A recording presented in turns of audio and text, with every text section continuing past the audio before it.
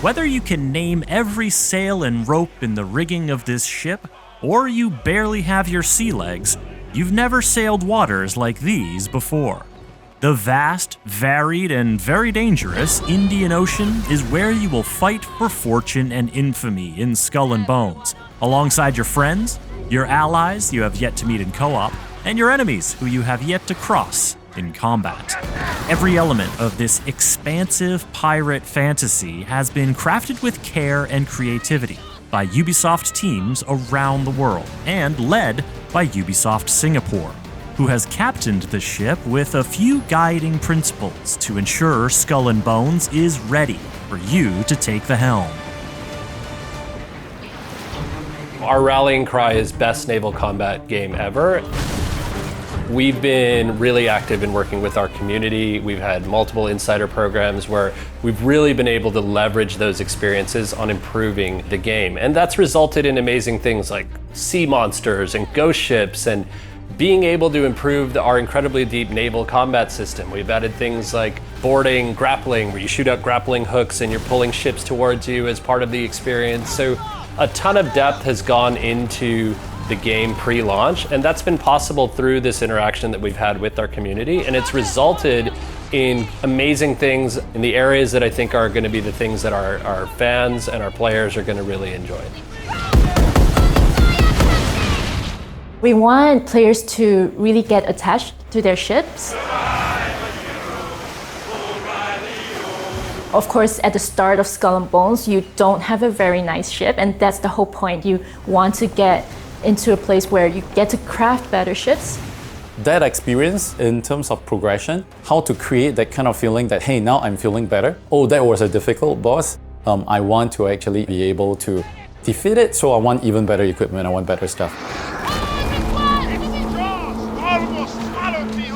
And we put a lot of time in making sure that the physics feel appropriate. So we play with buoyancy and mass and drag. And the small ship in high waves is definitely going to have a bit of a rougher time than the bigger ship. So we really want the player to feel the difference in each one. We want players to be able to customize their ships. So all the vanity that you get throughout the game, you can actually equip on all your ships, whether it's a small ships or a medium ship or a ship of a different type. We want players to be able to use all of that vanity that you collected. Crafting and customizing and choosing a pet for all the ships in your fleet is an important part of Skull and Bones.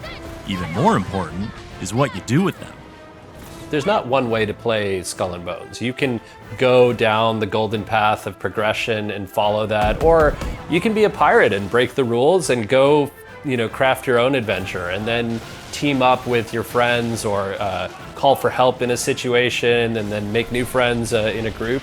That was a philosophy that we took into designing our contracts, all of our experiences, that co-op really needs to be at the heart of the gameplay experience. And you have to think about that from a development perspective of how are you designing contracts, who gets to complete a contract, how we're distributing loot.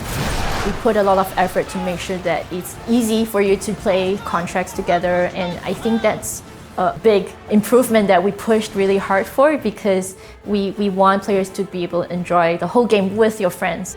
We need to make sure that all players see the same waves. Our position of our waves in our water tech is deterministic, meaning it's always going to be in the same place at every moment in that server for everyone. We always know that, because we need to make sure there's no frustration. That would really not be good for a multiplayer game.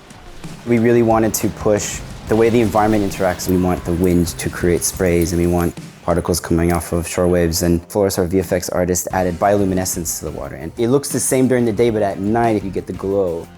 Everything you see in Skull and Bones has been created with you and your fellow privateers in mind. And you'll also notice the unique touch of Ubisoft Singapore, as they've taken cues from their community and found inspiration in making a game set so close to home.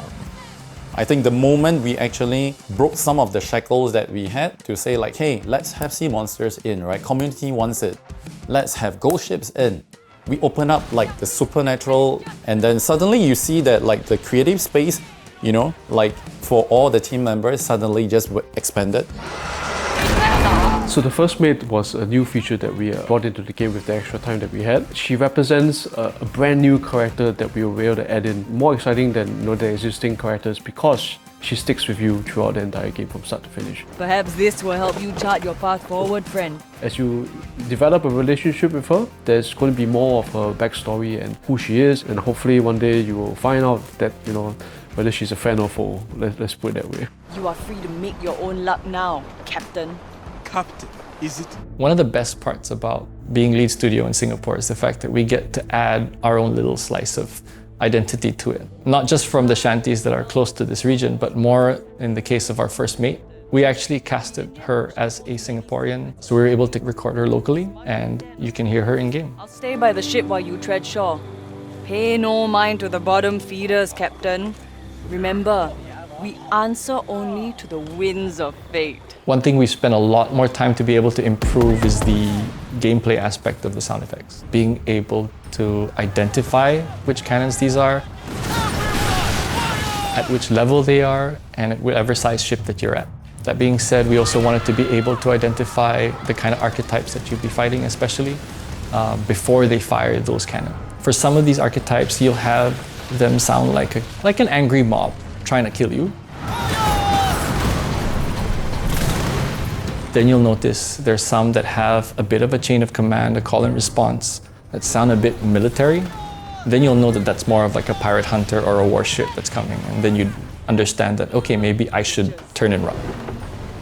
Turn and run or stay and fight. You get to make the call when you download and play the Skull and Bones Open Beta for free from this Thursday, February 8th to Sunday, February 11th.